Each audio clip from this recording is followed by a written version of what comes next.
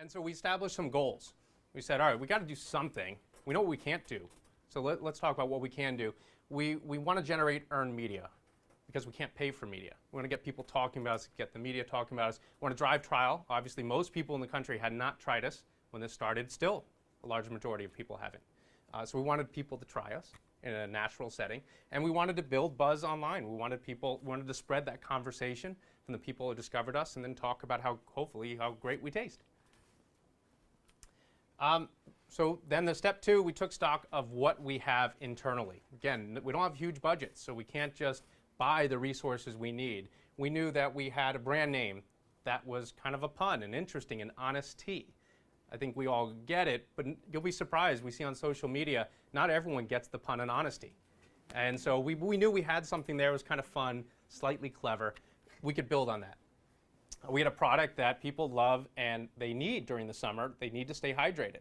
And so if they came upon an oasis of honest tea, they would consume it. We have a field marketing team out there doing demos and sampling events at events and at grocery stores around the country. And people are trying us, so they're obviously thirsty. So we put that all together, and we knew let's create a disruptive event that people just couldn't ignore, that they would talk about. And that's what we did. We created the National Honesty Index.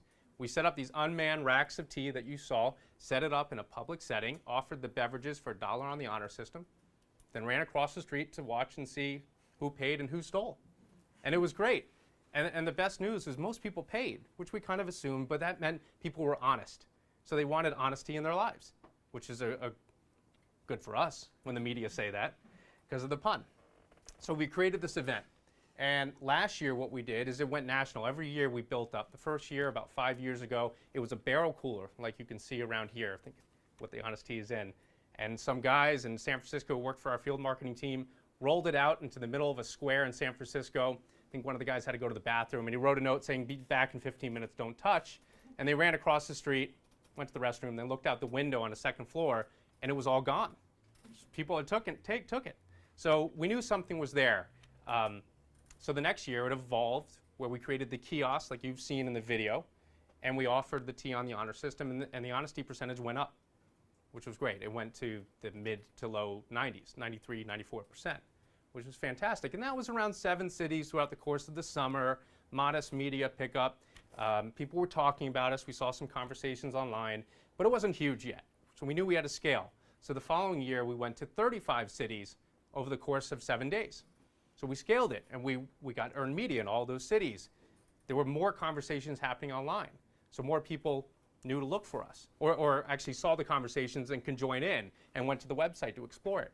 Then the following year, we again went to 35 cities, and we added in characteristics that you could track. We tracked gender. We tracked hair color, like you saw in the video. We tried to make it more interesting than just pay or steal, because we didn't want the story to get old. Most people were honest. That's a great story, but it does get old. And so this past year, we went to all 50 states for the first time, over 10 days. It was a huge endeavor. I think our field team traveled more than 21,000 miles in 10 days, setting up these experiments that lasted all day, securing permits in advance. And there were over 11,000 bottles taken, so we drove the trial, which is great. And then the money was donated to Food Corps, like you saw, which is a good cause, little media there. But in every one of these markets, media came out, and they covered the story twice. They covered it not only when we were coming to the city, so that with the day we were in that market, we reached out to the local media, the radio stations, TV, newspapers, said, "Come on down, we're doing this experiment in your city. You got to see it in action." And they all covered it.